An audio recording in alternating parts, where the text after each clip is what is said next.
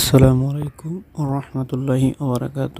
স্বপ্নের ব্যাখ্যা লিখে দিয়েছি, দেখেন, বুঝেন ও আল্লাহর কাছে শুকরিয়া আদায় করেন। আলহামদুলিল্লাহ। আমি বিদায় নিচ্ছি। আসসালামু আলাইকুম রহমতুল্লাহি ওবরাকাত।